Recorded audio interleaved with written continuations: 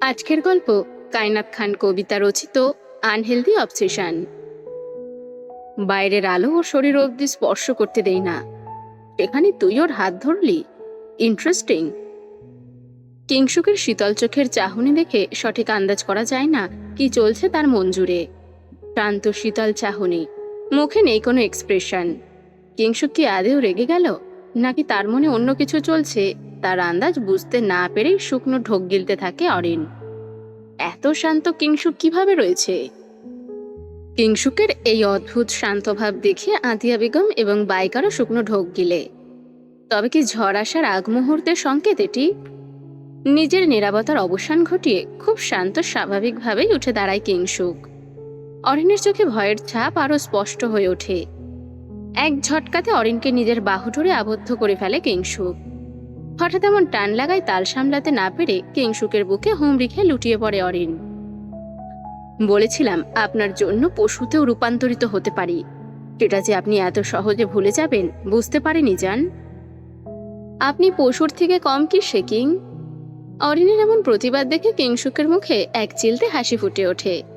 সে নিজের হাত দিয়ে অরিনের পিঠে স্লাইড করতে থাকে, তারপর তার কণ্ঠ দিয়ে সে ডিপলি কিস করতে থাকে। সকলের সামনে এভাবে জড়িয়ে ধরে চুমু খাওয়ায় বেশ অনেকটা লজ্জায় পড়ে যায় অরিন। নিজেকে ছাড়ানোর ব্যর্থ চেষ্টা চালিয়ে যায়। উপস্থিত সকলে দাঁড়িয়ে দাঁড়িয়ে দেখতে থাকে, কিন্তু কেউ কিছুই বলতে পারে না। অরিনকে এতটা নেক্কারজনক অবস্থায় দেখে নিজেকে ধরে রাখতে পারে না রাজ। সে তার হাত চালিয়ে দেয় কিংশুকের ওপর। কিন্তু আশ্চর্যের বিষয় হলো, কিংশুক তার হাতের তীব্র গতি নিজের হাতের মুষ্টিতে আবদ্ধ করে ফেলে। কিংশুক তাকায় রাজের দিকে। তোর জন্য কি বউকেও আদর করতে পারবো না? কিংশুকের কথা শুনে রাজ প্রচন্ড ক্ষেপে যায়। এত কষ্ট করে সে অরিনকে পেতে যাচ্ছিল, কিংশুকের জন্য কি আবারও হারাতে হবে তাকে? রাজ হাতের ইশারা দিয়ে ভেতর থেকে তার লোকদের আসতে বলে। এক এক করে বেশ কয়েকজন লোক চারদিক থেকে কিংশুককে ঘিরে ধরে। শুধু অরিনের দিকে তাকিয়ে বলে, একজনকে মারতে এতজন লোক? বউ কি আমার স্ট্যামিনা দেখতে চাইছো? কিংশুকের গার্ডরাও সেই লোকগুলোর পেছনে সারি সারি হয়ে দাঁড়িয়ে পড়ে। সংখ্যা এবং অস্ত্রের তুলনায় কিংশুকের পাল্লা ভারী হলেও সে আশ্চর্যজনকভাবে হাত তুলে সবাইকে থামিয়ে দেয়। নো, কেউ এগোবে না। আজ আমার স্ট্যামিনা দেখবে আমার বউ। ভবিষ্যতে ওকে পরকিয়া করতে হবে না। I am enough. অরিন আতঙ্কে নিজের হাত ছাড়ানোর আপ্রাণ চেষ্টা করে, কিন্তু কিংশুকের গ্রিপ ইস্পাতের মতো শক্ত। সেখান থেকে ছাড় পাওয়া এত সহজ নয়।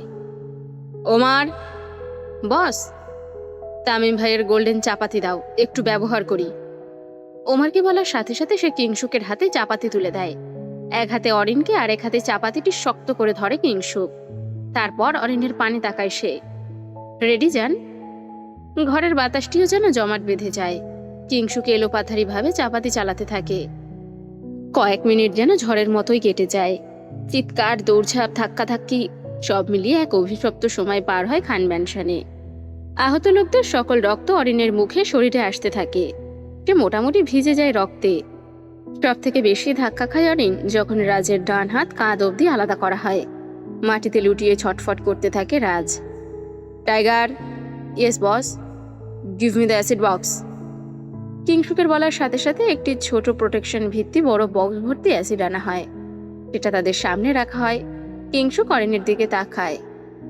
নাও ইউর টার্ন বেবি গার্ল। মানে? কিংশুক কিছু না বলে চুপচাপ অরিনকে পেছন থেকে শক্ত করে চেপে ধরে। তারপর তার হাত ধরে রাজের কাটা হাতটি তুলল। King, what are you doing? A little bit punishment for you জান। King, no! কিংশুক অরিনের নিজের হাত দিয়ে রাজের খণ্ডিত হাতটি নিয়ে অ্যাসিডের বক্সে চুবিয়ে দেয়, যেটা অরিনের জন্য ছিল ভয়ঙ্কর দুঃস্বপ্নের মতো। এটাও কি একজন মানুষের দ্বারা সম্ভব? এতটা জানোয়ার কে হয়? কয়েক মুহূর্তের জন্য সে পাথরের মূর্তির ন্যায় হয়ে যায়। সে ঠিকমতো কিছুই বুঝতে পারে না, শুধু অনুভব করে বিশৃঙ্খলার ভেতর সে বন্দী। বর্তমান একজন এগিয়ে এসে নিচু স্বরে বলে, স্যার, সব রেডি। কিংশুক ধীরে উঠে দাঁড়ায়, চাপাতিটা টেবিলে রাখে, তারপর অরিনের সামনে গিয়ে হাঁটু পেড়ে বসে। এখনো অনেক কান্না বাকি, শখের বউ। অরিন মাথা তুলে তাকায়। তার চোখে ভয় কম, এখন ঘৃণা বেশি কাজ করছে। পাশেই রাজের নিথর দেহটি পড়ে রয়েছে। সে জীবিত না মৃত কোনো আইডিয়াই নেই অরিনের। কিংশুক অরিনের হাত ধরে হ্যাচকা টান দেয়। চল। অরিন শক্ত হয়ে বসে থাকার ফলে কিং তার হাত শক্ত করে ধরে টেনে তোলে। আপনি পাগল কিং, বড্ড উন্মাদ, অমানুষ। আই নো বেবি, এবার চলো। অরিন ধাক্কা দিয়ে ছুটে যেতে চাইলে কিংসুক দ্রুত তার কোমর জড়িয়ে ধরে নিজের দিকে টেনে নেয়। পালাপালির এনার্জি শেষ হয় না জান। মনি প্লিজ, পুলিশ ডাকো। অরিনের এমন বোকামিতে উচ্চস্বরে হাসতে থাকে কিংসুক। ডাক, যত জোরে পারিস চিৎকার করে ডাক, দেখি কে তোকে আমার হাত থেকে বাঁচায়। আমি পুলিশে যাব, আপনি একজন খুনি। ইন্সপেক্টরকে ফোন দাও ওমার, তোমার ভাবি আমার নামে কমপ্লেন করবে। কিংসুকের এমন আচরণে এটা স্পষ্ট হয়ে ওঠে অরিনের আর কোনো উপায় নেই তার সাথে যাওয়া ছাড়া। কিন্তু এত সহজে কি হার মানা যায়? তার উপর তার মা এত নীরব কেন? কিছু আগেও তাকে সাহস যোগাচ্ছিল, আর এখন? অরিনের ব্রেন কাজ করা বন্ধ করে দেয়, চোখ কেমন ঝাপসা হয়ে আসে, পুরো শরীর থরথর করে কম্পিত হচ্ছে। তবে কি সব শেষ? আবারও কিংসুকের বন্দী হয়ে থাকতে হবে? অরিন যখন এদিক ওদিক তাকাতে ব্যস্ত, ঠিক তখনই নিজের কোমরে ঠান্ডা হাতের স্পর্শ অনুভব করে, তার কাঁধে গরম নিঃশ্বাস অনুভব করে। বাড়ি চলো যান। কিংসুকের ঠান্ডা কণ্ঠস্বর বলে দেয় আজ অরিনের অবস্থা খুব একটা ভালো হতে যাচ্ছে না। তার উপর সকলে জড়বস্তুর মতো দাঁড়িয়ে রয়েছে, কেউ তার ধারে কাছেও আসছে না। চুপচাপ দাঁড়িয়ে থাকে অরিন, এক চুল পরিমাণও নড়ে না। পরক্ষণে সে নিজেকে শূন্য আবিষ্কার করে। কিং খুব সুন্দর মতো তাকে আতকোলা করে কোলে তুলে নেয়। অরিনও তেমন কোনো রিয়াকশন না দিয়ে চুপ হয়ে থাকে। পালিয়ে লাভ নেই, কিং ঠিক ধরে ফেলবে, সব রাস্তা বন্ধ। তোমাকে সত্যি সত্যি খাঁচায় পড়তে হবে বেবি গার্ল, অনেক নটি হয়ে গিয়েছো তুমি। কিংসুকের পিঞ্চ করা কথাগুলো চুপচাপ সহ্য করতে থাকে অরিন। কিংসুক অরিনের কপাল বরাবর আদুরে পরশ রেখে দেয়। উপস্থিত সকলকে থোড়াই না কেয়ার করলো সে নিজের কাজে অনর। বউ নিয়ে যাচ্ছি আমি, বাচ্চা সহ ফেরত আসবো। চোখ বন্ধ করে ফেলে অরিন। কিংসুকও চুপচাপ যেতে থাকে। অরিনের জানা নেই তার গন্তব্য কোথায় গিয়ে থামবে, আর কতদিন এই পালাপালির খেলাটা খতম হবে, বা আদেও খতম হবে কিনা, নাকি সারা জীবন বই বেড়াতে হবে কিংসুক নামক নরক যন্ত্রণাকে। বাইরে বেরিয়ে এসে কিংসুক অরিনকে তার সামনে দাঁড় করায়, তারপর তার নেক বরাবর একটা বাড়ি মারে, যার ফলে অরিন সেখানেই ঢলে পড়ে কিংসুকের বুকে। খুব আলতো করে জড়িয়ে ধরে কিংসুক অরিনকে। না তুমি ঠিকানা জানবে, আর না তুমি পালাবে, বড্ড জ্বালাও জান তুমি। জঙ্গলের সরু আঁকাবাঁকা রাস্তা, দুপাশে ঘন শাল গর্জন মাথা তুলে দাঁড়িয়ে রয়েছে। সূর্যের আলো পুরোটা ঢুকতে পারে না, পাতার ফাঁক গলে ছায়া আলো মিশে তৈরি করেছে এক অদ্ভুত আবহ। দূরে কোথাও অচেনা পাখির ডাক হালকা কুয়াশার মতো ধুলো বাতাসে ভেসে আছে। সেই নিস্তব্ধতার বুক চিরে এগিয়ে যাচ্ছে কিংসুকের গাড়ি। গাড়িটা কোনো সাধারণ বিলাসবহুল মডেল নয়, বিশ্বে হাতে গোনা কয়েকটি কাস্টমাইজড ভার্সনের একটি। কালো ম্যাট বডি, যাতে কোবরার ডিজাইন করা, bullet proof glass, reinforced body, run flat tyre, বাইরের দুনিয়ার জন্য একদম দুর্বেদ্য। গাড়ির সামনে দুটি এসইউভি, প্রতিটিতে সশস্ত্র নিরাপত্তা কর্মী, তাদের কানে ওয়্যারলেস ইয়ারপিস, চোখে সানগ্লাস, দৃষ্টি সজাগ। রাস্তার প্রতিটি মোড় তারা আগে স্ক্যান করে নেয়। মাঝে মাঝে একজন গাড়ি থেকে নেমে চারপাশ দেখে নিয়ে তারপর গাড়ি চলে। ঝোপঝাড়, উঁচু গাছের ডাল, রাস্তার পাশে পড়ে থাকা পাথর, কিছুই এড়িয়ে যাচ্ছে না। পেছনে আরও একটি স্কট গাড়ি, যাতে রয়েছে ব্যাকআপ টিম।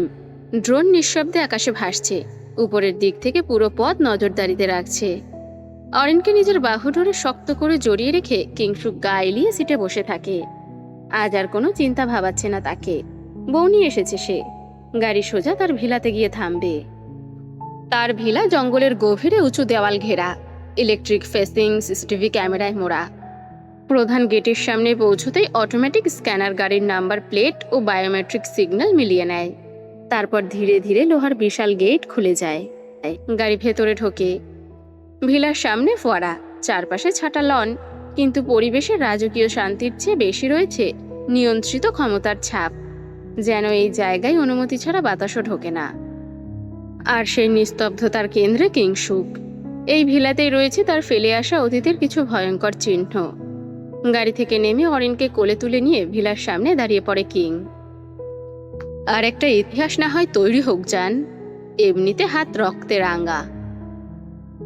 কতদিন ভেবেছি শুধু দেখবো যে তোমায়।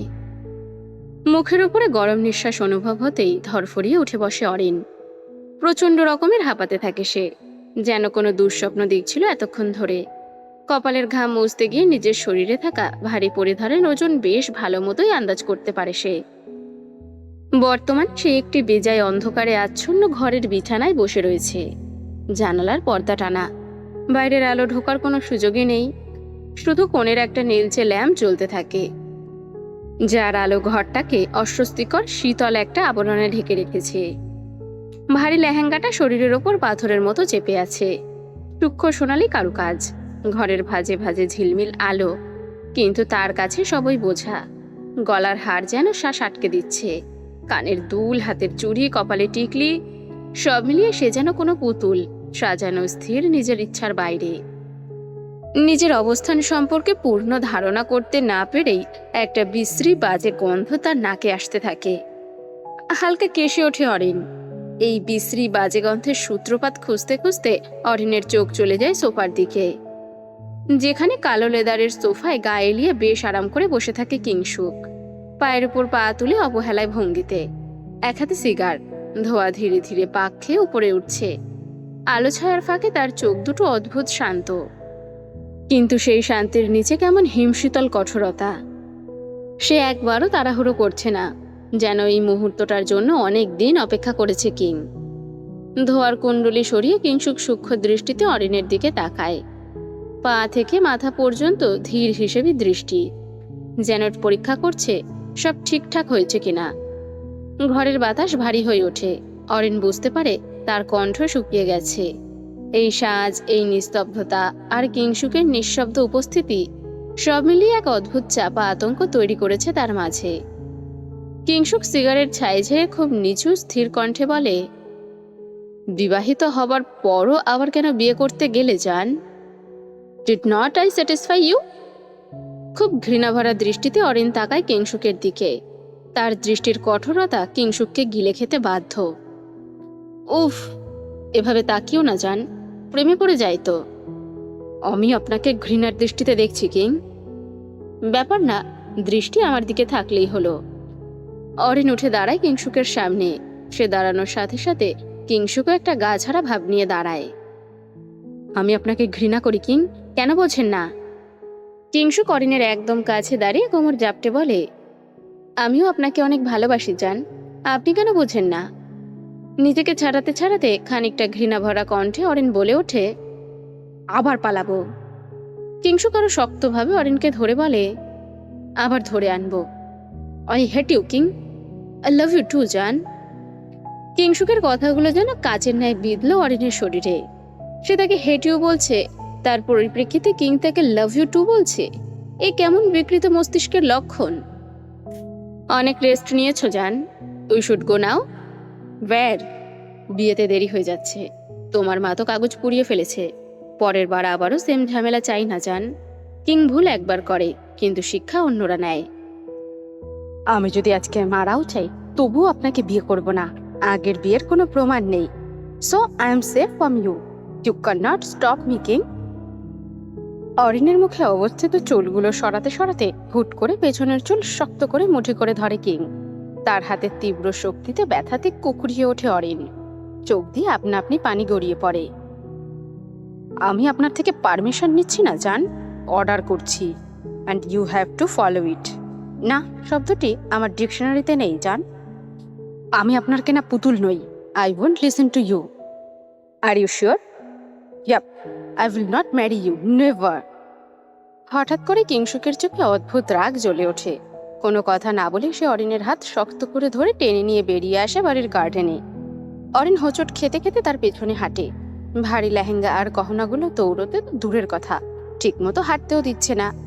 গার্ডেনটা বিশাল, কিন্তু অদ্ভুত ফাঁকা। চারপাশে চোখ বুলিয়ে অরিনের বুক ধক করে ওঠে। দূরে কয়েকজন গার্ড ছায়ার মতো দাঁড়িয়ে আছে, আর মাঝখানে একটা বিশাল বুলডোজার। মাটির উপর তার লোহার দাঁতগুলো ঠান্ডা আলোয় ঝিলিক দিচ্ছে। পুরো জায়গাটা যেন কোনো নির্মাণ স্থল নয়, বরং অজানা কোনো অশান্তির মঞ্চ। অরিনের মনে হঠাৎ আতঙ্কের ঢেউ ওঠে। সামনের দিকে তাকিয়ে কিংসুক বলে ওঠে, I have a surprise for you জান। কিংসুক একবারও অরিনের দিকে তাকায় না, ধীর পায়ে সোজা এগিয়ে যায় বুলডোজারের দিকে, যেন আগে সব ঠিক করে রেখেছে সে। মুহূর্তের মধ্যে সে উঠে বসে ড্রাইভারের সিটে। ইঞ্জিনটা হঠাৎ গর্জে ওঠে। ভয়ঙ্কর ভারী শব্দে রাতের নীরবতা ছিন্ন হয়ে যায়। বুলডোজারের আলো জ্বলে ওঠে, সরাসরি অরিনের মুখে পড়ে। অরিনের বুকের ভেতরটা কেঁপে ওঠে। ভয়ার্ত কণ্ঠে অরিন জিজ্ঞেস করে, এটা কি করছেন আপনি কিং? কিন্তু কোনো উত্তর আসে না। পরের মুহূর্তেই বুলডোজারটা সামনে এগোতে শুরু করে, সোজা অরিনের দিকে। লোহার বিশাল ব্লেডটা ধীরে ধীরে তার দিকে তেড়ে আসতে থাকে। কিংসুকের মুখে কোনো ভাব নেই, ঠান্ডা পাথরের মতো। অরিনের শরীর কাঁপতে থাকে। তারপর হঠাৎ ঘুরে দৌড় দিতে থাকে। ভারী লেহেঙ্গা টেনে ধরে থাকে তার পা। তবুও প্রাণপণে ছুটতে থাকে সে। কিন্তু কয়েক কদম যেতেই বুঝতে পারে চারপাশে গার্ডরা দাঁড়িয়ে আছে। কেউ তাকে যেতে দেবে না। তাদের মুখে কোনো অভিব্যক্তি নেই, যেন তারা শুধু আদেশ পালন করছে। অরিন একদিকে দৌড়ে যেতেই গার্ড পথ আটকে দেয়। আরেকদিকে ছুটে যায়, সেখানেও দেওয়াল। পেছন থেকে বুলডোজারের গর্জন আরো কাছে আসতে থাকে। মাটির কম্পন তার পায়ের নিচে কাঁপতে থাকে। অবশেষে দৌড়তে দৌড়তে অরিন গিয়ে ঠেকে উঁচু সিমেন্টের দেওয়ালে। আর যাওয়ার জায়গা নেই। তার সামনে অন্ধকার দেওয়াল, আর পেছনে গর্জে ওঠা বুলডোজার। অরিন ঘুরে দাঁড়ায়। ঠিক সেই মুহূর্তে বুলডোজারটা ভয়ঙ্কর গতিতে তার দিকেই এগিয়ে আসে। কিং, না! অরিনের কথা শেষ হওয়ার আগে কিংসুক আর কোনো কথা না শুনে বুলডোজারের লিভার টেনে দেয়। ভয়ঙ্কর শব্দ করে বিশাল বুলডোজারটা সামনে ধেয়ে আসতে থাকে অরিনের। চোখ বড় হয়ে যায় তার। কয়েক সেকেন্ডের জন্য সে যেন জমে গিয়েছিল। তারপর হঠাৎ নিজের প্রাণ বাঁচানোর তাগিদে পাশের দিকে সরে দাঁড়ায়, যার ফলস্বরূপ বুলডোজারটা গিয়ে সজোরে আঘাত করে দেওয়ালে। মুহূর্তের মধ্যে পুরো দেওয়ালটা চূর্ণ বিচূর্ণ হয়ে ধুলোর মেঘে ঢেকে যায় চারপাশ। ইট সিমেন্টের টুকরো ছিটকে পড়ে মাটিতে। অরিন কয়েক কদম পিছিয়ে গিয়ে দেওয়ালের পাশে দাঁড়িয়ে পড়ে। তার বুক ধরফর করছে খুব। ভয় তার পুরো শরীর কাঁপতে থাকে। আর একটু হলেই সত্যিই তার জীবনটা শেষ হয়ে যেত। কাঁপতে কাঁপতে সে তাকায় কিংসুকের দিকে। বুলডোজারের উপর বসে আছে সে। তার চোখে অদ্ভুত এক পাগলামি, ঠোঁটে সেই ভয়ঙ্কর হাসি। কিংসুক ধীরে ধীরে বুলডোজার থেকে নামে। তারপর পকেট থেকে একটা ধারালো ব্লেড বের করে। ব্লেডটা আঙ্গুলে ঘোরাতে ঘোরাতে অরিনের দিকে এগোতে থাকে। অরিনের বুকের ভেতরটা হিম হয়ে যায়। অরিন আর এক মুহূর্তও দাঁড়ায় না। ভাঙা দেওয়ালের ফাঁক দিয়ে সে এক দৌড়ে বাইরে বেরিয়ে যায়। তারপর এক নিমিষেই জঙ্গলের অন্ধকারে মিলিয়ে যায় সে। সবকিছু এত দ্রুত ঘটে যে কয়েক সেকেন্ড কিংসুক স্থির থাকে। তারপর হঠাৎ করে হেসে ওঠে। বউটা এত পালায় কেন? ধুর ওমার। বস, গাড়ি বের করো। খান ম্যানশন। রাত তখন 1:45। খানবাড়িতে কলিং বেলের শব্দ ভেসে ওঠে। বাড়ির সবাই তখন গভীর ঘুমে আচ্ছন্ন। শুধু একজন জেগে থাকেন এ সময়, আতিয়া বেগম। উনি প্রায় রাত জেগে থাকেন। বেলের শব্দ শুনে অবাক হয়ে বলেন, এত রাতে কে এলো? মাধুরী ঘুমিয়ে আছে, তাই উনি নিচে নেমে দরজা খুলতে যান। অপর প্রান্তে রক্তাক্ত পা নিয়ে দৌড়তে দৌড়তে শেষ পর্যন্ত খানবাড়ির সামনে এসে দাঁড়ায় অরিন। তার নিঃশ্বাস যেন ছিঁড়ে যাচ্ছে। বুকের ভেতর দম আটকে আসছে বারবার। হাত পা প্রায় অবশ হয়ে গেছে তার। পায়ের ক্ষত থেকে রক্ত ঝরছে তার। কোনো রকমে কলিং বেল টিপে দরজার সামনে দাঁড়িয়ে থাকে সে। কয়েক মিনিটের মধ্যে খানবাড়ির বিশাল দরজাখানা খুলে যায়। বেরিয়ে আসে আতিয়া বেগম। মনি! চোখের সামনে অরিনকে অক্ষত অবস্থায় দাঁড়িয়ে থাকতে দেখে খানিকটা আবেগপ্রবল হয়ে পড়েন আতিয়া বেগম। তিনি তাড়াতাড়ি করে জড়িয়ে ধরেন। তিনি কখনো কল্পনাও করতে পারেননি অরিনকে আবারও দেখতে পারবেন এভাবে। কিংসুকের থেকে এত জলদি রেহাই পাবে সে, এটা দুঃস্বপ্ন ছাড়া আর কিছুই না। অরিন! অরিনের পুরো কথা শেষ হওয়ার আগেই হঠাৎ তার হাতে শক্ত একটা টান পড়ে। কেউ একজন তাকে আতিয়া বেগমের কাছ থেকে জোরে টেনে নিজের কাছে নিয়ে নেয়। অরিন ঘুরে তাকাতেই চোখে পড়ে সেই মানুষটার চোখে। কিংসুক! মুহূর্তের মধ্যে তার শরীর থেকে সব শক্তি যেন চলে যায়।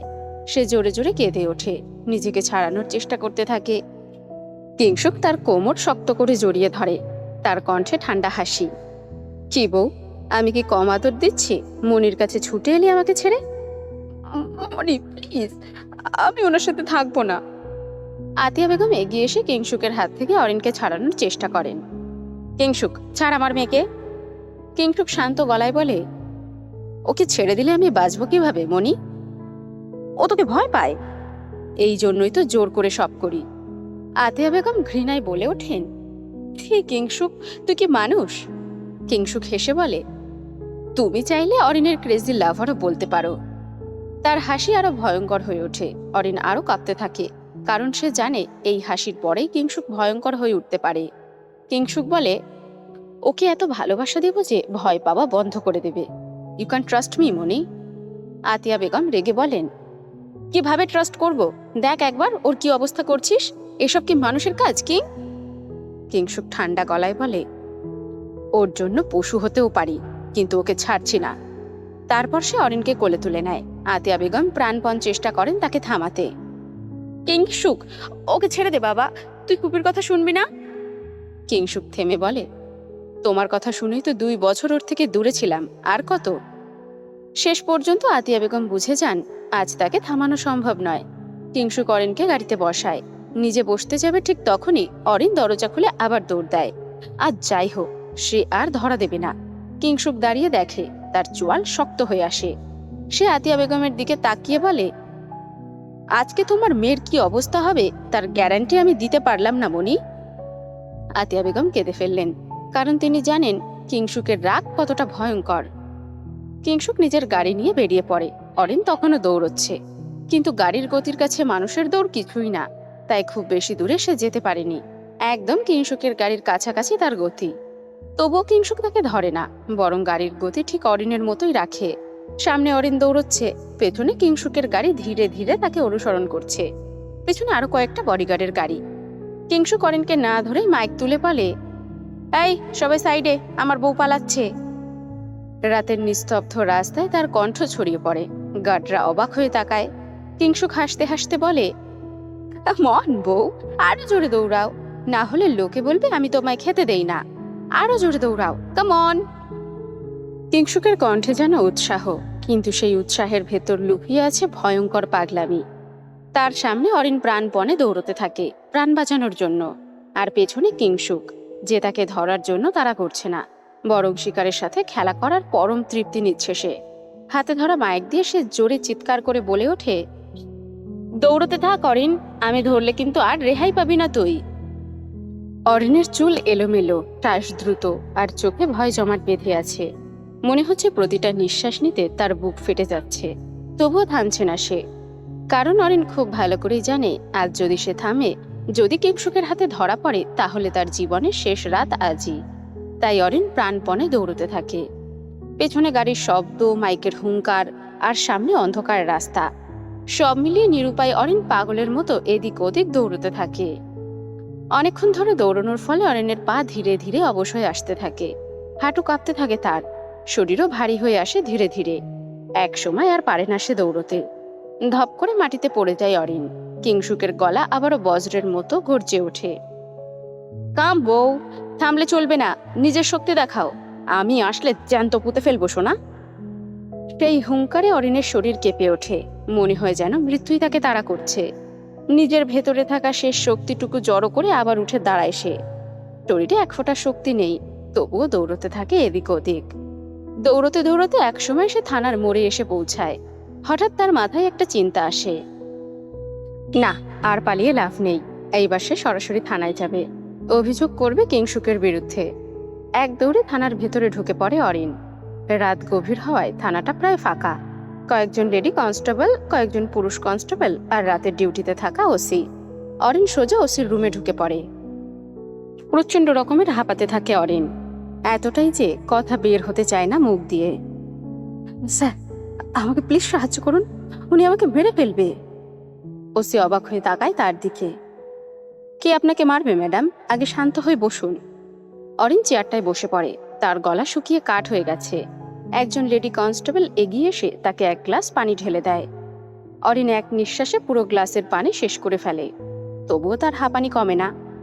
কিছুক্ষণ পর একটু শান্ত হলে ওসি আবার বলে, এবার বলুন, কে আপনাকে মারতে চায়? অরিন কাপা চোখে তাকায় ওসির দিকে। তার ঠোঁট কাঁপতে থাকে। কেউ কেউ আদৌ বিশ্বাস করবে তার কথা? বিশ্বের দ্বিতীয় রিচ পার্সন, তার একমাত্র স্বামী, তার জীবন নেওয়ার জন্য কুকুরের মতো দৌড় করিয়ে মারছে। ওসি বেশ কিছুক্ষণ অরিনের দিকে তাকিয়ে থাকে। তার কুচকানো ভ্রু দেখে অরিন আর বেশিক্ষণ সময় নেয় না। সাহস জুগিয়ে বলতে চায়, আমার কথা শেষ করার আগে পেছন থেকে কেউ একজন গুনগুন করে গান গাইতে গাইতে আসতে থাকে। হাজপাশা খেলবো শ্যাম। গলাটা শোনা মাত্র অরিনের শরীর জমে যায়।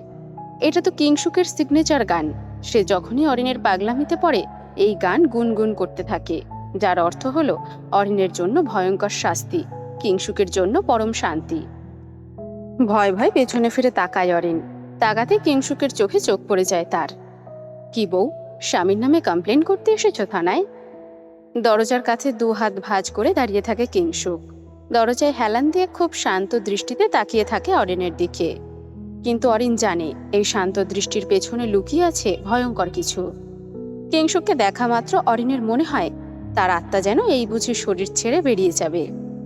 অরিন কাঁদতে কাঁদতে ওসিকে বলে ওঠে, স্যার প্লিজ আমাকে বাঁচান। অরিন পুলিশের সামনে হাত জোর করে আকুতি মিনতি করতে থাকে। কিংশুক ঠান্ডা হাসি দিয়ে বলে, কে বাঁচাবে তোকে বউ? ইন্সপেক্টর, তুমি আমার বউকে বাঁচাবে? ওসি সঙ্গে সঙ্গে উঠে দাঁড়ায়, সোজা গিয়ে কিংশুককে সালাম দেয়।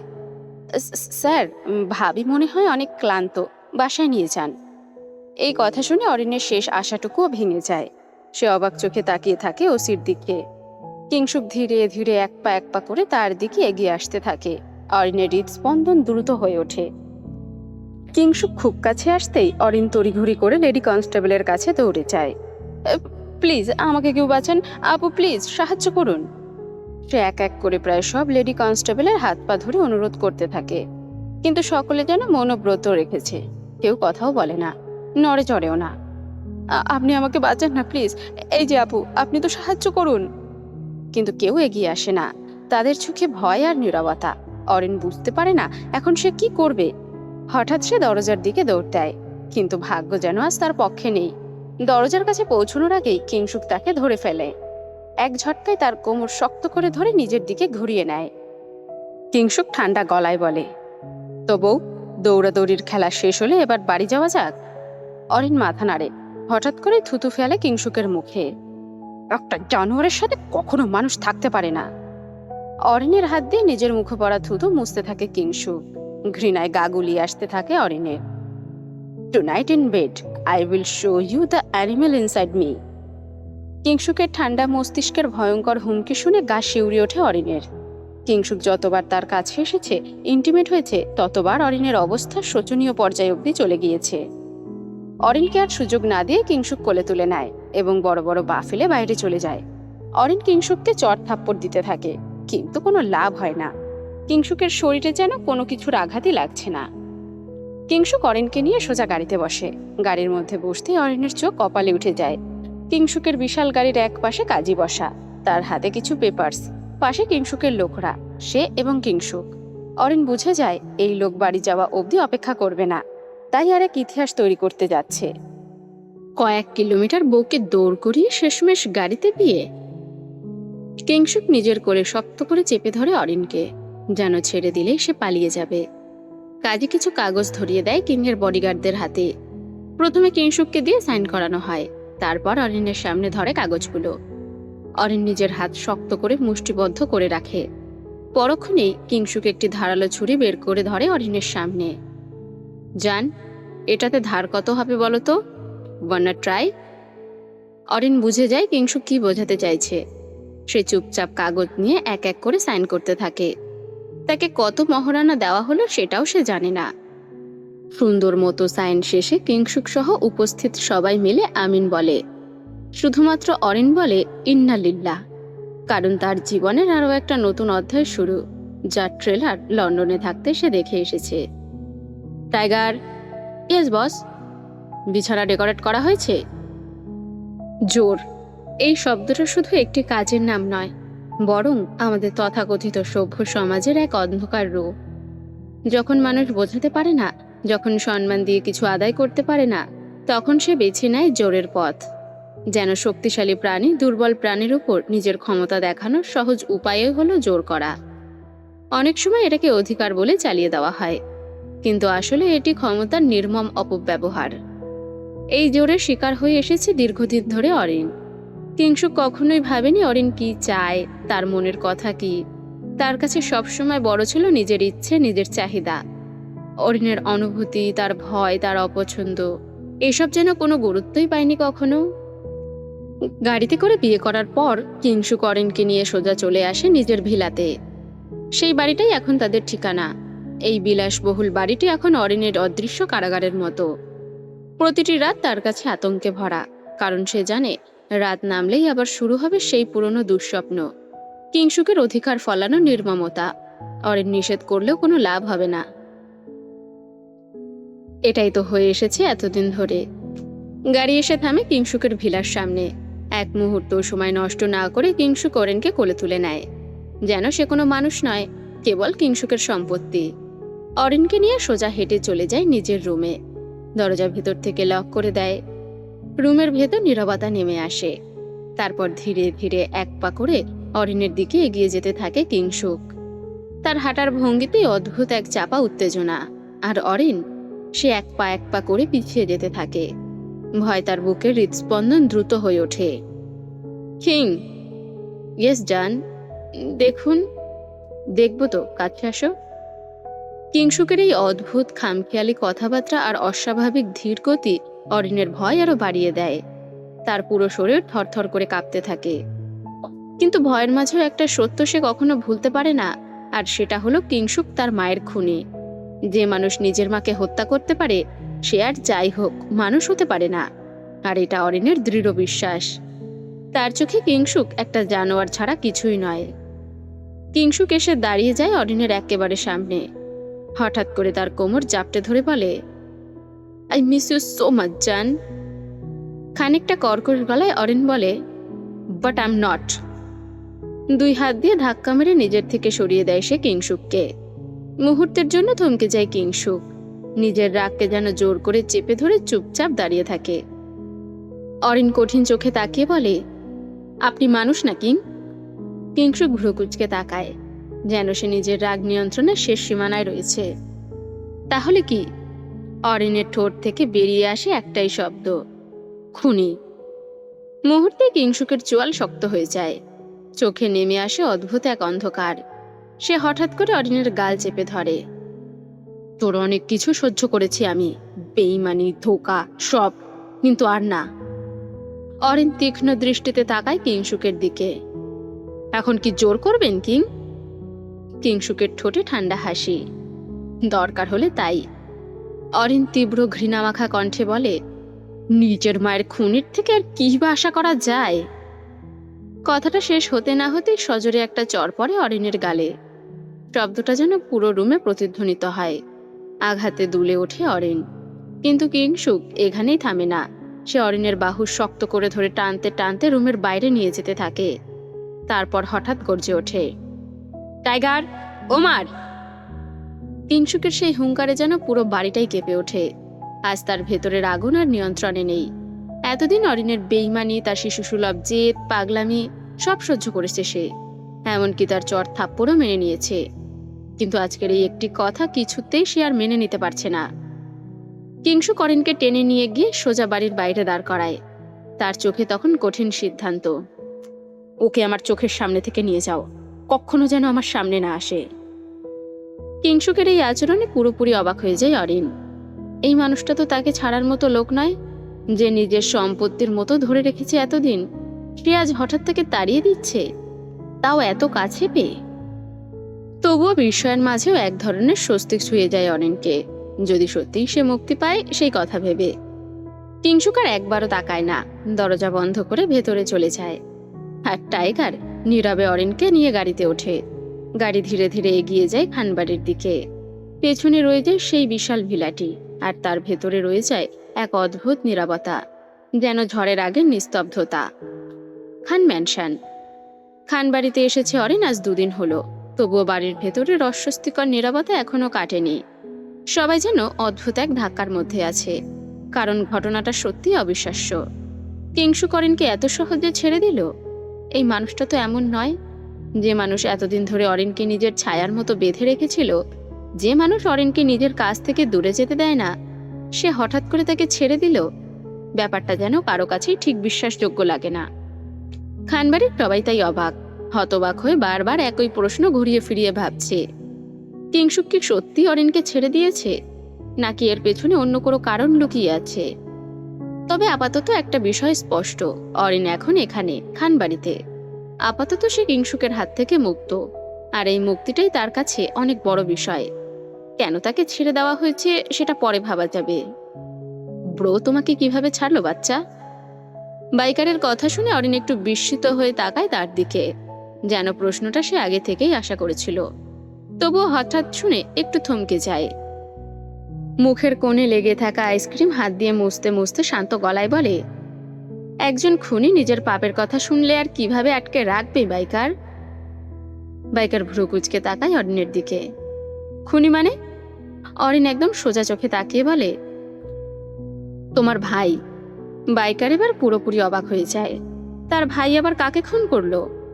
কাকে খুন করেছে কিং ব্রো? কেন, তোমার মাকে? এই একটা কথাই ছিল ক্যাটরিনার পায়ের তলা থেকে মাটি সরিয়ে দেওয়ার জন্য। তার মা খুন হয়েছিল এটা তো কেবল সে, কিংসুক এবং আতিয়া বেগম জানেন, আর কেউ তো জানে না। তাহলে অরিন কিভাবে জানলো? মাকে? অরিন ধীরভাবে মাথা নাড়ে। কে বলেছে তোমাকে? অরিন এক মুহূর্ত থামে, তারপর ঠান্ডা স্বরে বলে, মণি। কথাটি বলেই আবারও আইসক্রিমে মন দেয় অরিন, কিন্তু চারপাশের বাতাস যেন হঠাৎ ভারী হয়ে যায়। বাইকার স্থির হয়ে দাঁড়িয়ে থাকে। তার মাথার ভেতর তখন ঘুরপাক খায় এক কঠিন ধাঁধার ঘুরপাক। বাচ্চা, আমি একটু আসছি। অরিনের প্রত্যুত্তরের অপেক্ষা না করে সোজা হাঁটতে থাকে ক্যাটরিনা। তার প্রতিটি কদমে যেন ক্ষোভে ভরপুর। অরিন শুধু বাইকারের চলে যাওয়া দেখতে থাকে। সে তো কখনো এমন আচরণ করে না। বেশ সংশয় পড়ে যায় অরিন। হয়তো তার মায়ের কথাটি তোলা উচিত হয়নি, হাজার হলেও মা তো। এতদিন তো সে জানতো কিংসুকের মায়ের পরকীয়ার কারণে তার বাবা সুইসাইড করেছে। তারপর থেকে কিংসুক প্যারানয়েড পার্সোনাল ডিসঅর্ডারে ভুগছে। কিন্তু এখন জানলো অন্য কথা। কিংসুকের বাবা পালায়নি, সে মারা গেছে কিংসুকের হাতে। সব মিলিয়ে বেশ তালগোল পাকিয়ে যায় অরিনের মনে। পুরো ঘটনাগুলো সে আবার মনে করতে থাকে। প্রথমে তার মনি তাকে বলেছিল কিংসুকের মা পরক্রিয়া করে অন্য পুরুষের হাত ধরে চলে যায়, যার ফলে লোক লজ্জায় পড়ে কিংসুকের বাবা সুইসাইড করে। তারপর থেকে কিংসুক মানসিক সমস্যায় ভোগে, যার চিকিৎসা তাকে দিয়ে করানো যায়নি। সে নিজের রোগকে কখনোই গ্রহণ করেনি। তাহলে এখন যা শুনল তা কি? কিংসুকের মা মারা গেছেন, তাও কিংসুকের হাতে। ব্রেনে প্রচন্ড চাপ পড়তে থাকে অরিনের। সে সিদ্ধান্ত নেয় আগে বাইকারের সাথে কথা বলে মন হালকা করবে, তারপর সবকিছু। যেই ভাবা সেই কাজ। অরিন উঠে সোজা বাইকারের রুমে চলে যেতে থাকে। এখন তার সাথে কথা বলা জরুরি। বাড়ির ভেতরে এসে অরিন জানতে পারে ক্যাটরিনা তার মনের কক্ষে। যাক, ভালোই হয়েছে, দুজন একসাথে। অরিন তড়িঘড়ি করে চলে যায় তার মনের রুমে, কিন্তু দরজা নক করার আগেই থমকে যায় তার কদম। এটা কোনো পাপ নয় ক্যাট। তাহলে কি মনি? তুমি তো শুধু কি মনি? একটা ছেলেকে নিজের মায়ের খুনি বানালে। আমার ভাইয়ের পুরো শৈশব নষ্ট হয়েছে মনি। এখন তার বর্তমানও তুমি কেন নষ্ট করতে চাইছো? নিজের রাগকে কন্ট্রোল করতে পারে না ক্যাটরিনা। তার গলার আওয়াজ পুরো বাড়িকে কাঁপিয়ে তোলে। অরিনও আধখোলা দরজার বাইরে চুপচাপ দাঁড়িয়ে থাকে। তার পা দুটো যেন অবশ হয়ে গেছে। তাহলে এমন আরো অনেক সত্য রয়েছে যেগুলো তার অজানা। তুমি অরিনকে সত্যিটা বলবে মনি, এবং এখনই বলবে। আমি এটা পারবো না। কেন পারবে না? কারণ আমি মা। কিংসুক যদি স্বাভাবিক হতো আমি বলে দিতাম সব, কিন্তু এত কিছুর পর আর নয়। আমি নিজের মেয়ের ক্ষতি করতে পারবো না। অথচ ছেলের ক্ষতি করতে পারবে? আমার ভাইয়ের কি দোষ ছিল মনি? কেন আমাদের দুজনের শৈশব নষ্ট হলো বলো? আমরাও তো কারো সন্তান ছিলাম। তাহলে আমাদের সাথে কেন এমন হলো? কেন আমাদের নিজের বাবা কিং ভাইয়ের চোখের সামনে আমাদের মাকে খুন করেছিল মনি? কেন করেছিল সে? ক্যাটরিনার রুদ্ধশ্বাসে পুরো ঘরটি যেন হঠাৎ ভারী হয়ে ওঠে। নিস্তব্ধতার মাঝেও তার বুকের ভেতর ওঠানামা করা সেই দম বন্ধ করা নিঃশ্বাসগুলো স্পষ্ট শোনা যাচ্ছে। এতদিন ধরে জমে থাকা যন্ত্রণা, না বলা হাজারটা কথা, বুকের ভেতরে চাপা পড়ে থাকা অভিমান, সবকিছু যেন একসাথে বেরিয়ে আসতে চাইছে আজ। তার চোখ দুটো লাল হয়ে উঠেছে, অশ্রুতে ঝাপসা হয়ে আছে চারপাশ। এতদিন ধরে নিজেকে শক্ত রাখার যে ব্যর্থ চেষ্টা সে করেছিল, সেই দেওয়ালটা আজ ভেঙে পড়েছে। কাপা কণ্ঠে অবশেষে কথা বেরিয়ে আসে তার ঠোঁট থেকে। তাদের পরিণতি তো এমন হওয়ার কথা ছিল না। এমন বিচ্ছিন্ন, এমন শূন্য, এমন অসম্পূর্ণ জীবন তো তাদের জন্য লেখা থাকার কথা ছিল না। তাহলে কেন? কেন সে আর তার ভাই ছোটবেলা থেকেই আলাদা হয়ে গেল? কেন সেই ছোট্ট দুটো জীবনকে এত নিষ্ঠুরভাবে আলাদা করে দেওয়া হয়েছিল? ক্যাটরিনার মনে ভেসে ওঠে শৈশবের টুকরো টুকরো স্মৃতি। একসাথে হাঁটা, দৌড়নো, ছোট ছোট স্বপ্ন দেখা। সেই স্মৃতিগুলো এখন যেন বুকের ভেতরে ছুরি হয়ে বিঁধছে। কেন তাদের সেই সুন্দর ভবিষ্যৎ কেড়ে নেওয়া হয়েছিল? যা হয়েছিল তা ভাগ্য ছিল ক্যাট, আমি নিরুপায়। কিসের ভাগ্য মণি?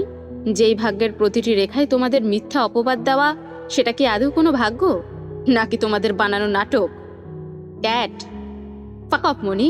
তুমি একটা ছেলেকে তার মায়ের খুনি বানিয়েছো, যেখানে আমার ভাই তো ছিল নিরুপায়। তুমি সেদিন বলেছিলে অরিনকে মিথ্যে বলতে, আমি সেটাই করলাম। তোমার সাথে তাল মিলিয়ে গেলাম, বলে দিলাম কিংব্রো আমাকে ছোটবেলা খুন করতে চেয়েছিল, কারণ মেয়েদের প্রতি ঘৃণা। এটাও তো মিথ্যে কথা মণি।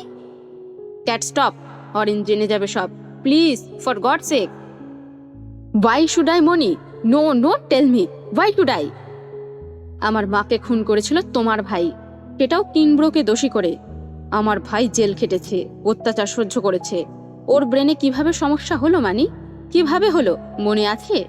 তোমার ভাই নিজের পাপ ঢাকতে আমার ভাইকে পাগল বানাতে চেয়েছিল। কি দোষ ছিল আমার ভাইয়ের? ধীর পায়ে অরিন রুমের ভেতর প্রবেশ করে। পা দুটো যেন নিজের ইচ্ছেই এগোচ্ছে না, তবুও এগোতে হচ্ছে তাকে। দরজা ঠেলে ভেতরে ঢোকার সঙ্গে সঙ্গেই আতিয়া বেগম এবং ক্যাটরিনার বুকের ভেতরটা তাকে দেখে আঁতকে ওঠে। অরিনের মুখশ্রী বলে দেয়, এই সত্যিটা হয়তো না জানলেই ভালো হতো তার জন্য। চোখ দুটো নিস্তেজ, ভেতরে জমে থাকা হাজারটা প্রশ্ন আর কষ্ট যেন একসাথে ভিড় করেছে সেখানে। ঠোঁট শুকিয়ে গেছে, গলা দিয়ে একটা শব্দ বের হতে চাইছে না। মনে হচ্ছে কেউ যেন তাকে বুকের ভেতর থেকে হঠাৎ করে মাটি সরিয়ে নিয়েছে। দাঁড়িয়ে থাকা শক্তিটুকুও নেই। তার মাথায় বারবার একই প্রশ্ন ঘুরপাক খাচ্ছে, কেন? কেন তাকে এতদিন মিথ্যের ভেতরে বাঁচিয়ে রাখা হলো? মিথ্যে কেন বলেছিলে মণি? অরিনের কথার কোনো জবাব থাকে না আতিয়া বেগমের কাছে। সে চুপ হয়ে যায়। অরিন আবারও জিজ্ঞেস করে, কিং কি আদেও খুন করেছিল মণি? না, আমার কিং খুনি নয়। পায়ের তলা থেকে মাটিটা যেন অচিরেই সরে যায় অরিনের। যেই মানুষটাকে সে খুনি ভেবে, সাইকোপ্যাথ ভেবে ঘৃণা করে এসেছে এতদিন ধরে, সে আসলে সব থেকে অসহায় মানুষ। আতিয়া বেগম এসে অরিনের সামনে দাঁড়ায়, তার হাত দুটো শক্ত করে ধরে। কিংয়ের অতীতের সাথে তুইও জড়িত অরিন? ভ্রুকুচকে তাকায় অরিন আতিয়া বেগমের দিকে। সে কিভাবে জড়িয়ে কিংয়ের অতীতের সাথে, আর সাথে কিভাবে লেনাদেনা হলো এসবের? প্রচন্ড গলা শুকিয়ে আসে তার। কোন ভয়ঙ্কর সত্যির কথা সে জানতে চলেছে? মন শক্ত করে মনের বলা কথাগুলো শুনতে থাকে অরিন। কি ছিল তার এবং কিংয়ের অতীতে? কিছু কিছু অতীত থাকে যেগুলো বাস্তব হয়ে অবিশ্বাস্য লাগে, যেন কোনো অন্ধকার সিনেমার গল্প। কিন্তু সেগুলো সিনেমা নয়, কারো জীবনের নিষ্ঠুর সত্য। কিংসুকের অতীত ছিল ঠিক তেমনই, একটা ভাঙা শৈশব, রক্তাক্ত স্মৃতি আর অসহায়তার ইতিহাস। যখন কিংসুকের বয়স মাত্র 13, তখন থেকেই সে প্রতিদিন নিজের বাড়ির ভেতরে যুদ্ধের মতো একটা পরিবেশ দেখত। তার বাবা আকাশ খানের সঙ্গে মায়ের ঝগড়া, চিৎকার, অশান্তি, সবকিছু ছিল তার ছোট্ট চোখের সামনে। সেই বয়সে একটা শিশুর যেখানে হাসি আর খেলায় ডুবে থাকার কথা, সেখানে কিংসুক রাতের পর রাত নিজের রুমে মুখ লুকিয়ে কাঁদত। মানুষ বলে ছেলে মানুষ কাঁদে না, কিন্তু কিংসুক আবির খান প্রায় প্রতিদিনই কাঁদত, কারণ তার শৈশব ছিল অসহনীয়ভাবে অন্ধকার। যতবার তার বাবা মায়ের গায়ে হাত তুলত, ততবার সে তড়িঘড়ি করে নিজের ছোট বোন ক্যাটরিনাকে নিয়ে রুমে ঢুকে দরজা লক করে দিত। দুই ভাই বোন তখন একে অপরকে জড়িয়ে ধরে ভয় কাঁপত, কারণ তারা জানত বাবার রাগ শুধু মায়ের ওপরেই থামে না, তাদের গায়ে এসেও পড়ে। কিংসুকের মায়ের সবচেয়ে বড় অপরাধ ছিল সে বাঙালি। উচ্চবিত্ত সমাজের নিয়ম কানুন, পার্টি, হাই সোসাইটির আড়ম্বর, এসবের সঙ্গে তার কোনো সম্পর্ক ছিল না। কিংসুকের দাদার জোড়াজুড়িতে আকাশ খান বিয়ে করলেও সে কখনোই স্ত্রীকে মানুষ হিসেবে মেনে নেয়নি। তার কাছে স্ত্রী ছিল কেবল ভোগের বস্তু। চারপাশের মানুষ ভেবেছিল বাচ্চা হলে হয়তো সব ঠিক হয়ে যাবে, কিন্তু যাদের স্বভাব বদলায় না, তাদের কাছে সন্তানও কোনো পরিবর্তন আনতে পারে না। কিংসুক জন্মালো, কোনো পরিবর্তন এলো না। তারপর ক্যাটরিনা জন্মালো, তবুও কিছু বদলালো না। একদিন আকাশ খান নিজের পরকীয়া প্রেমিকাকে নিয়ে বাড়িতে চলে আসে। সেদিন পুরো বাড়িটা যেন একটা নোংরা উৎসবের জায়গা হয়ে উঠেছিল। সারা রাত হাসি ঠাট্টা উল্লাসে মেতেছিল তারা। কিন্তু সেই রাতেই কিংসুকের মা সিদ্ধান্ত নেন আর নয়। তিনি বলেছিলেন এই বাড়ি ছেড়ে চলে যাবেন, নিজের সন্তানদের নিয়ে নতুন জীবন শুরু করবেন। সেটাই ছিল তার জীবনের সবচেয়ে বড় ভুল। আকাশ খান এবং তার পরকীয়া সঙ্গী মিলে তাকে শ্বাসরোধ করে হত্যা করে। সেই ভয়ঙ্কর মুহূর্তে হঠাৎ করে কিংসুক রুমে ঢুকে পড়ে। তখন তার মায়ের শেষ নিঃশ্বাসটুকু চলছিল। কতটা কষ্ট নিয়ে কিংসুকের মা তার দিকে এক মুহূর্তের জন্য তাকিয়েছিল তা কেবল কিংসুকই বলতে পারবে। হয়তো সে খুব করে চাইছিল তার প্রাণ যেন বেঁচে যায়। মায়ের এমন করুণ অবস্থা দেখে কিংসুক দৌড়ে যায়। ছোট্ট কিংসুক ছুটে গিয়ে মাকে বাঁচানোর চেষ্টা করতে থাকে, বাবাকে ধাক্কা দিতে থাকে। কিন্তু আকাশ খানের প্রেমিকা তাকে শক্ত করে আটকে ধরে। একজন প্রাপ্তবয়স্ক মহিলার শক্তির কাছে 13 বছরের কিংসুকের শক্তি নস্যি। তার চোখের সামনে মা ছটফট করতে করতে ধীরে ধীরে নিস্তব্ধ হয়ে যায়। কিংসুক কিছুই করতে পারেনি। সেই দৃশ্যটা তার জীবনের সবচেয়ে বড় দুঃস্বপ্ন হয়ে রয়ে যায়। ধীরে ধীরে পুরো পৃথিবীটাই অন্ধকার হয়ে আসে তার। এরপর যখন সে আবার চোখ খুলে, তখন তার হাতে হাতকড়া পরা, শরীর জুড়ে রক্তের দাগ। তাকে জানানো হয় মায়ের খুনের দায়ে তাকে গ্রেফতার করা হয়েছে। যেখানে সে ছিল সম্পূর্ণ নিষ্পাপ, সেখানে তার শরীরে রক্ত কিভাবে আসলো এবং হাতকড়াই বা কখন লাগানো হলো? সেসবের উত্তর ছিল আরো ভয়ঙ্কর। তার মাকে শুধু শ্বাসরোধ করেই শান্ত হয়নি তারা, করা হয়েছিল ছুরি আঘাতও। আর ঘটনাটি এতটাই সূক্ষ্মভাবে করা হয়েছিল যেন কিংসুককে হত্যাকারী বানানো যায়। তার থেকে বড় কথা, কিং ছিল কিশোর, তাই অনুযায়ী তার ফাঁসি হতো না। যদি সে অপরাধ স্বীকার করত তাহলে আজীবন কারাদণ্ড হতো তার। কিন্তু যে দোষ সে করেনি তার স্বীকারোক্তি কেন? 4 মাস কিংকে কিশোর সংশোধনাগারে রাখা হয়। সেখানে তাকে ভয়ঙ্কর নির্যাতনের শিকার হতে হয়। বারবার ইলেকট্রিক শক দেওয়া হতো, মারধর করা হতো, শুধু একটা কথা বলানোর জন্য, স্বীকার করো তুমি তোমার মাকে খুন করেছো। একটা 13 বছরের শিশু আর কতটা সহ্য করতে পারে? শেষ পর্যন্ত কিংসুক সব স্বীকার করে নেয়। যাবজ্জীবন জেল হয় তার। কিন্তু পরে তার দাদা ফার্স্ট কিংস নিজের অর্থ আর ক্ষমতার জোরে তাকে জেল থেকে বের করে আনেন। এরপর চারিদিকে ছড়িয়ে দেওয়া হয় এক নতুন গল্প। কিংসুকের মা পরকীয়া করতেন। লজ্জা আর অপমানে তিনি আত্মহত্যা করেছেন। সত্যটা চাপা পড়ে যায়। বাড়িতে ফিরে আসার পরও কিংসুকের জীবন স্বাভাবিক হয়নি, বরং প্রতিদিন তার উপর চলতে থাকে বাবার নির্মম অত্যাচার। কখনো সিঁড়ি থেকে ফেলে দেওয়া, কখনো চাবুকাঘাত, কখনো বাথরুমে লক করে রাখা, আবার কখনো না খাইয়ে আলমারিতে বন্দি করে রাখা। কিন্তু সব থেকে ভয়ঙ্কর ছিল আরেকটা সত্য। কিংসুক একদিন জানতে পারে তার নিজের ছোট বোন প্রতিনিয়ত তার বাবার কাছে ধর্ষণের শিকার হতে থাকে। যে বাবা সন্তানের নিরাপদ আশ্রয় হওয়ার কথা, সেই মানুষটাই ছিল একটা ভয়ঙ্কর অপরাধী। কম বয়সী ক্যাটরিনা প্রেগনেন্ট হয়ে যায় তার বাবার সন্তানের। হয়তো এর থেকে নোংরা জঘন্য কিছু কখনো কারোর সাথে হয়নি। বাবা তো পৃথিবীর শ্রেষ্ঠ মানুষ হওয়ার কথা ছিল, তাহলে ক্যাট কেন দিনের পর দিন নির্যাতিত হতো? যেদিন কম বয়সী ক্যাটরিনার প্রেগনেন্সির কথা কিংসুক জানতে পারে, সে সারা রাত নিজের বোনের পা ধরে বসেছিল। ভাই হিসেবে সে অপদার্থ। সে পারেনি বাবা নামক হিংস্র জানোয়ারের থেকে বোনকে রক্ষা করতে। সারা রাত নির্ঘুম কাটানোর পর যখন একটুর জন্য কিংসুকের চোখ লেগে যায়, কারো আর্তনাদে আবারও সে ধরফড়িয়ে উঠে বসে। চারপাশে তাকিয়ে দেখে ক্যাটরিনা নেই। তড়িঘড়ি করে দরজার কাছে গিয়ে দেখে দরজা লক। বাইরে ক্যাটরিনার আওয়াজ। থাই গ্লাসের জানালা দিয়ে কিংসুক বের তো হয়েছিল, কিন্তু বোনকে রক্ষা করতে আবারও ব্যর্থ হয় সে। পুরো রুমে রক্ত ভরা। গর্ভবতী ক্যাটরিনার পেট বরাবর কিছু একটা দিয়ে বাড়ি অথবা লাথি দেওয়া হয়েছিল। কিংসুক শুধু ক্যাটরিনাকে ছটফট করতেই দেখেছিল। তাকে কিভাবে বাঁচাবে তার জানা ছিল না, কিন্তু কথাই আছে, রাখে আল্লাহ তো মারে কে। ঠিক সেদিনই আতিয়া বেগম চলে আসে কিং ভিলাতে, সাথে ফার্স্ট কিংসও। সেদিন ক্যাটরিনা বেঁচে তো গিয়েছিল, কিন্তু তার সারা জীবনের জন্য কলঙ্ক লেগে যায়। সে কখনো মা হতে পারবে না। ছোট ক্যাটরিনা এবং কিংসুকের শৈশব সেখানেই চাপা পড়ে যায়। আতিয়া বেগম সিদ্ধান্ত নেন ক্যাটকে নিজের সাথে রাখবেন। সম্মানের ভয়ে তারা চুপ তো থাকবেন, তবে ছেলে মেয়েকে ভাই নামক নরপিশাচের কাছে রাখবেন না। কিন্তু বেঁকে বসে কিংসুক। সে থাকবে তার গ্র্যান্ডপা এবং বাবার সাথে। আতিয়া বেগম হাজারবার বলেও কিংকে নিজের সাথে আনতে পারেননি।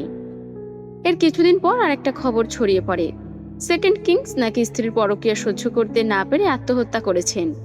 কিন্তু সত্যটা ছিল ভিন্ন। আসলে তাকে হত্যা করেছিল কিংসুক নিজেই। খান ভিলার প্রতিটা ইট সেই ঘটনার সাক্ষী ছিল, কিন্তু সেই সত্য ধামাচাপা পড়ে যায় ক্ষমতা আর টাকার আড়ালে। ফার্স্ট কিংস কিংশুককে নিয়ে যান লন্ডনে, এসব অতীত থেকে আড়ালে। কিন্তু ছোটবেলার সেই ভয়ঙ্কর স্মৃতি এবং ইলেকট্রিক শকের ফলে কিংশুক হয়ে ওঠে অস্বাভাবিক, সাধারণ মানুষের থেকে আলাদা, যার মন জুড়ে ছিল সন্দেহ। এভাবেই ধীরে ধীরে বড় হয়ে ওঠে কিংশুক, একটা ভাঙা পরিবারে, অসংখ্য দুঃস্বপ্ন আর ভয়ঙ্কর স্মৃতিগুলো নিয়ে। মানুষ তাকে পরে এক নামেই চিনতে শুরু করে, সাইকো কিংশুক। কিংয়ের অতীতের সাথে আমি কিভাবে জড়িত মনি? প্রশ্নটা শুনে আতিয়া বেগম থমকে যান, চোখে মুখে স্পষ্ট অস্বস্তি, ঠোঁট কাঁপে কিন্তু শব্দ বের হয় না। কিভাবে বলবেন তিনি? এই মেয়েটার পুরো জীবনটাই যে ভয়ঙ্কর অতীতের সাথে জড়িত। এই বাড়িতে তার আসা, বড় হওয়া, এমনকি কিংশুকের সাথে তার বিয়ে, সবকিছুই সেই অন্ধকার অতীতের অংশ। অরিন আবারও জিজ্ঞাসা করে, মনি, বললে না তো? একটা দীর্ঘ নিঃশ্বাস ফেলে অবশেষে আতিয়া বেগম বলে ওঠেন, কিংয়ের বাবার পরকীয়া প্রেমিকা আর কেউ নয়, তোর নিজের মা আইরিন ঝাউ। মুহূর্তে যেন পৃথিবীটা থেমে যায় অরিনের জন্য। তার পায়ের নিচ থেকে মাটি সরে যায়, চোখ বড় বড় হয়ে যায়, ঠোঁট শুকিয়ে আসে, মাথার ভেতর শুধু একটাই শব্দ ঘুরপাক খেতে থাকে, মা। না, এটা হতে পারে না, তার মা এমন হতে পারে না। কিন্তু আতিয়া বেগম থামেন না। কিংশুকের মা এবং তোর মা ছিল বেস্ট ফ্রেন্ড, সেই সূত্রে কিংশুকের বাবার সাথে তার পরিচয়। কিন্তু এই পরিচয়টা একটা নোংরা সম্পর্কে জড়িয়ে যায়। কিংশুকের মা যেদিন জানতে পারে তার সব থেকে আপন লোকই তার পিঠে ছুরি মেরেছে, সে বিশ্বাস করতে চায়নি। প্রতিটা শব্দ যেন ছুরি হয়ে বিঁধতে থাকে অরিনের বুকে। সে আর দাঁড়িয়ে থাকতে পারে না, ধপ করে মেঝেতে বসে পড়ে, পুরো শরীর কাঁপতে থাকে, শ্বাস নিতে কষ্ট হয়। তার নিজের মা, যাকে সে ভালোবাসত, বিশ্বাস করত, সে এমন একটা অতীত রেখে গেছে তার জন্য। ক্যাটরিনা দৌড়ে এসে তাকে জড়িয়ে ধরে, শক্ত করে ধরে রাখে যেন সে ভেঙে না পড়ে পুরোপুরি। অরিন কাঁদতে কাঁদতে বলে, বয়কার, তুমি তো আমাকে বিয়ের সময় সাহায্য করেছিলে পালাতে, তখন কেন কিছু বললে না? আর মনি, তুমি তুমি তো সবই জানতে। ক্যাটরিনা চোখ নামিয়ে নেয়। তোমার মায়ের মুখ পরিবর্তন হয়ে গেছে বাচ্চা, তাকে চিনতে পারিনি আমি, না হলে নিজের মায়ের খুনির সাথে তোমাকে কিভাবে যেতে দিতাম? তোর জন্য কিং সাইকো, এটা তো সত্যি। আর যাই হোক, তোকে তো আমরা মরতে দিতে পারি না।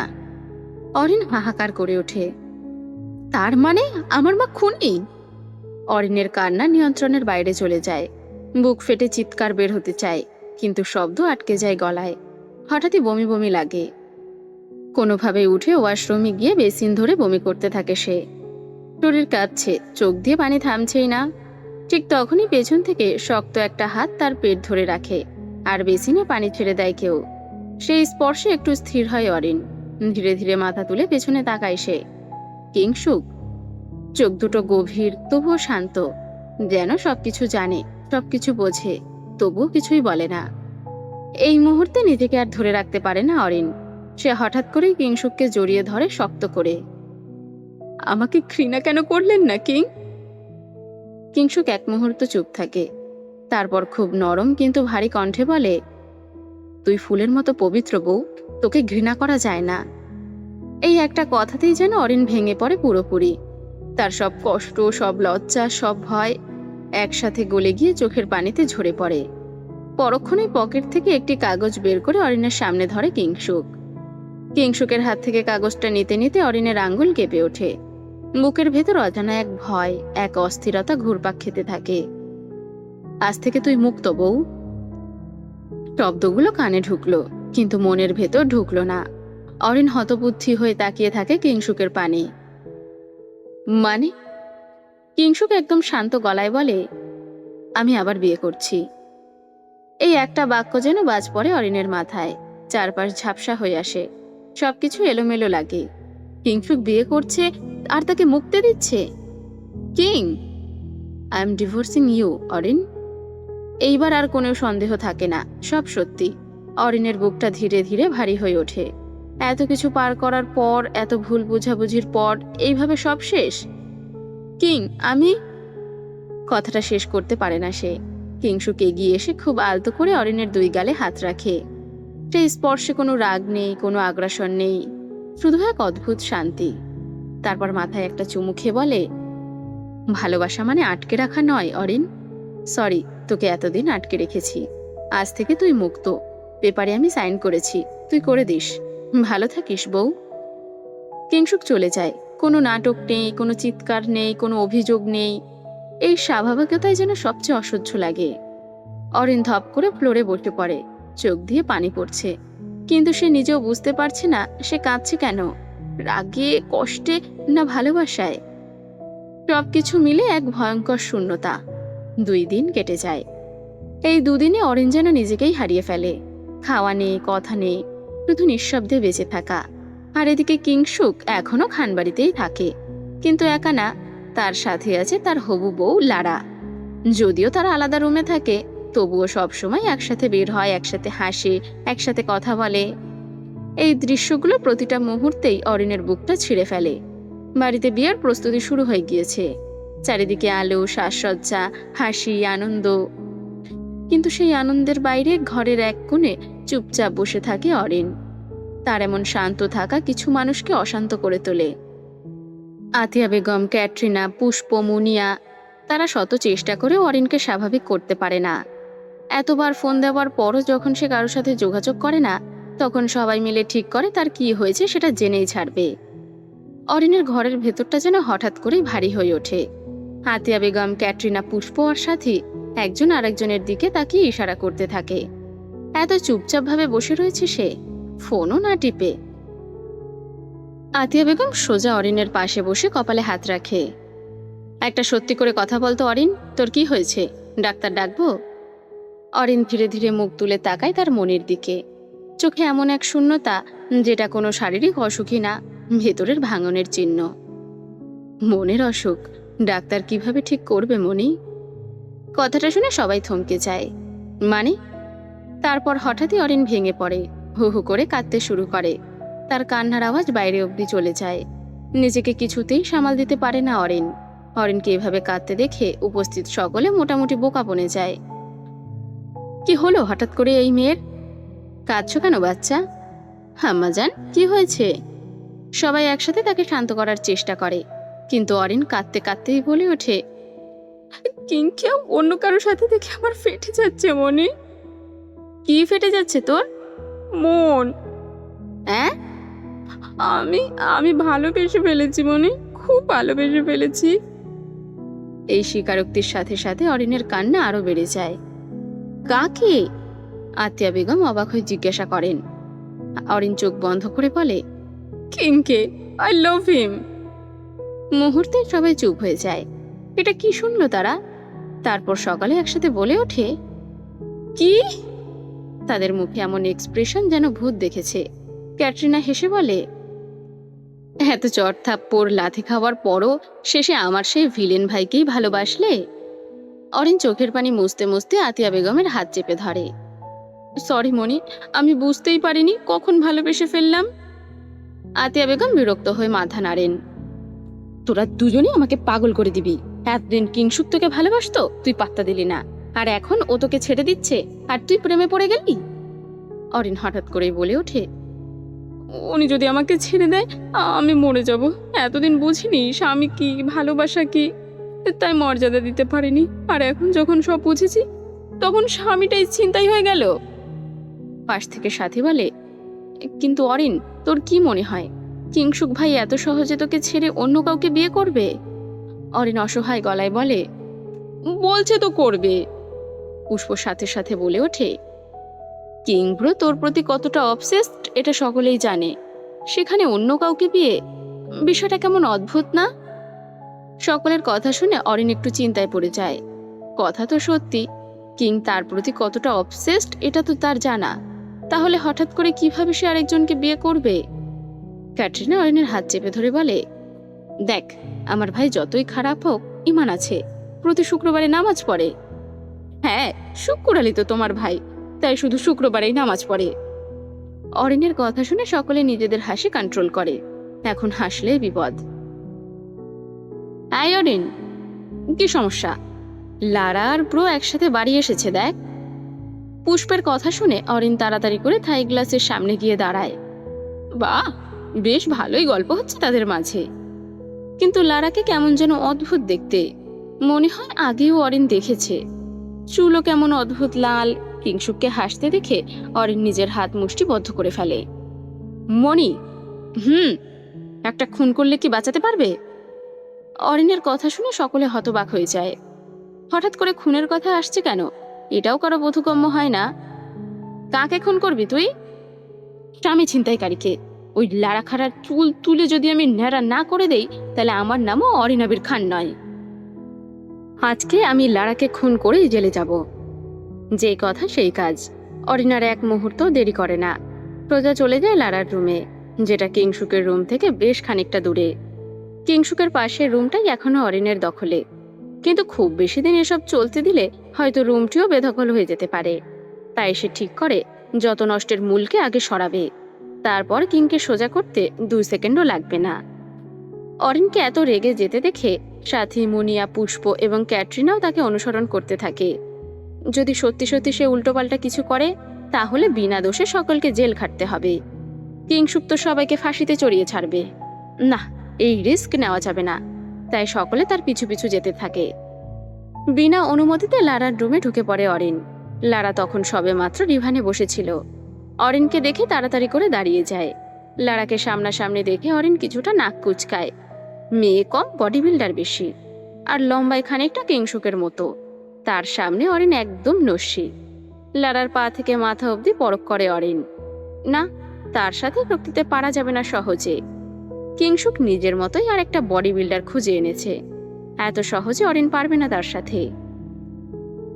হাই লারা। হাই। আমার না হওয়া সতীন, কি খবর সোনামণি? অরিনের এমন আচরণ দেখে লারা একটু চুপ হয়ে যায়। অন্যদিকে লারাকে কিছু বলতে না দেখে অরিন আরো ক্ষেপে যায়। সে সোজা গিয়ে ডিভানে উঠে দাঁড়ায়। তারপর লারার গাল বরাবর থাপ্পড় বসিয়ে দেয়। কিন্তু গাল এত শক্ত, অরিনের হাতে উল্টো ব্যথা লাগে। তবুও সে থেমে থাকে না। লারাকে কোনো রেসপন্স না করতে দেখে অরিন আরো পেয়ার পেয়ে যায়। আরো 3 থেকে 4টে চর বসিয়ে দেয় লারার গালে। তারপরও লারাকে চুপ থাকতে দেখে অরিন সোজা তার মাথার চুল খামচে ধরে টানতে থাকে। দুনিয়াতে কোনো ছেলে ছিল না রে, আমার জামাইকেই পেলি? চরিত্রহীন মহিলা, তোর চুল টেনে ছিড়বো আজকে। অরিন এবং লারার চুল টানাটানির মাঝেই বাইকার সাথী, পুষ্প, মুনিয়া লারার রুমে ঢুকে পড়ে। অরিনের এমন জঙ্গলি আচরণ দেখে তারা তড়িঘড়ি করে অরিনের থেকে লারাকে ছাড়াতে যায়। প্রচন্ড আওয়াজের ফলে কিংশুক এবং আতিয়া বেগমও লারার রুমে ঢুকে পড়ে। তারা রুমে ঢোকা মাত্র লারা মাটিতে পড়ে যায় এবং লারার লাল চুল অরিনের হাতে চলে আসে সম্পূর্ণ। অরিন সহ বাকিরা লারার দিকেই তাকিয়ে থাকে। এতক্ষণ যাকে লারা ভাবছিল, সে আসলে লারা নয়, টাইগার। অরিন, বাইকার সহ বাকিরা একসাথে চমকে ওঠে। লারা আসলে কিংশুকের পার্সোনাল বডিগার্ড, যার ফলে সে চুপচাপ মার খেলেও কোনো কথা বলল না। মাটিতে পড়ে থাকা টাইগার কিংশুকের দিকে তাকায়। Boss, please save me, madam just too much wild. Kinshuk চোয়াল শক্ত করে তাকায় অরিনের দিকে। কিংশুক তাকানোর সাথে সাথে অরিন হাতে থাকা টাইগারের নকল চুল ফেলে দেয়। লারা। দরজার দিকে তাকিয়ে কিংশুক আবারও লারা বলে ডাক দেয়, কিন্তু লারা তো নকল ছিল। তাহলে কিংশুক ডাকছে কাকে? কৌতূহলবশত অরিন সহ সকলে দরজার দিকে তাকায়। কিংশুক আসলে ডাকছে কাকে? কিন্তু তাকানোর সাথে সাথে অরিন সহ বাকিদের মুখে তালা পড়ে যায়।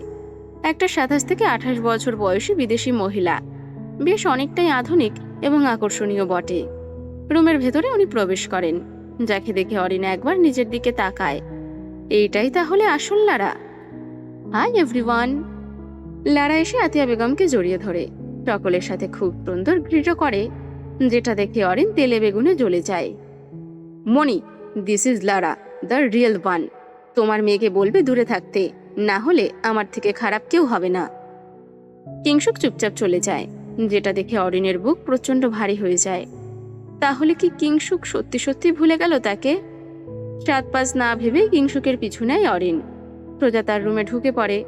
অরিনকে নিজের রুমে ঢুকতে দেখে ভ্রু কুচকে তাকায় কিং তার দিকে। সত্যি আপনি বিয়ে করবেন? মিথ্যে বিয়ে তো করা যায় না অরিন। বউ ডাকটির বদলে নিজের নাম শুনে অরিনের হৃদয়টি চূর্ণ বিচূর্ণ হয়ে যায়। কিংশুক তাকে কখনো বউ, বেবি গার্ল, বাচ্চা, মাই লাভ অথবা রোজ বলে ডাকতো।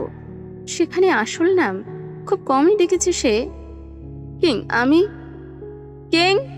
পাশ থেকে লারা ছুটে আসে কিংসুকের কাছে, যাকে দেখা মাত্র অরিনের মুখের বাতি ফিউজড হয়ে যায় এবং কিংসুকের মুখে অন। হেই অরিন! হেই সতীন! সরি। অরিন কোনো উত্তর না দিয়ে রুম থেকে বেরিয়ে পড়ে। এমনিতেই তার মেজাজ গরম, তার উপরে কিংসুকের সাথে লাড়া। অরিনের মন আর মন থাকে না, যেন পাথরে পরিণত হয়। রুমে এসে খাটে বসে মরা কান্না জুড়ে দেয় অরিন, যেন তার কোনো আত্মীয় স্বজন বা কাছের লোক মারা গিয়েছে। কেঁদে নিজেকে একটু হালকা করতে চায় সে, কিন্তু আফসোস, সেই সুযোগ আর পায় না সে। তার ফ্রেন্ডরা তড়িঘড়ি করে রুমে ঢুকে পড়ে। পরে কাঁদিস অরিন, আপাতত নিচে আয়। কেন? তোর সতীন এবং কিংব্রো শপিংয়ে যাবে, তাও বিয়ের ট্রায়ালে। তড়িৎ গতিতে উঠে দাঁড়ায় অরিন, তারপর 2 হাতে চোখের পানি মুছে ফেলে। আমি থাকতে কখনোই সম্ভব না। কি করবি তুই? জয় বাহুবলী। নিজের বাহুর শক্তি দেখাবো প্রভাসের মতো। যেই কথা সেই কাজ। অরিন এক দৌড়ে ছুটে বেরিয়ে পড়ে। সাথী এবং পুষ্প তার পিছু নেয়। শেষমেশ উল্টাপাল্টা না কিছু করে বসে সকালের মতো। খানবাড়ির গার্ডেনের সমান বিশাল তার গ্যারেজ রুম। অরিন এসে দেখে টাইগার এবং ওমার কিংসুকের কাস্টমাইজড করা গাড়িটি ভালোভাবে চেক করছে। গাড়িটি দেখার সাথে সাথে মন কষ্টে আরো ভাঙে। এটা তো সেই গাড়িটা যেটা কিংসুক তাকে দিয়েছে, লাভ বাইটের সঙ্গে মিল রেখে। এটা নিয়ে বিয়ের শপিং করবে? Omar, tiger. Yes madam. King is calling, go. King এর নাম শুনতেই দুজন চলে যায়, আর সেটার সুযোগ নেয় অরিন। বউ নিয়ে ঘুরবি না, কুত্তা কিংসুক! রাগে কিংসুকের গাড়ির সমস্ত টায়ারগুলোর হাওয়া পাংচার করে দেয় অরিন। শুধু টায়ার পাংচার করে শান্ত থাকেনি সে, 3-4টা লাথিও মারে। লাথির বেগ জোরে হওয়ার ফলে তাল সামলাতে না পেরে পড়ে যায় অরিন, কিন্তু শক্তপোক্ত হাতের বাঁধনের ফলে মাটিতে পড়তে পড়তেও পড়ে না সে। ঘাড় ঘুরিয়ে পেছনে তাকাতেই পিলে চমকে ওঠে অরিনের।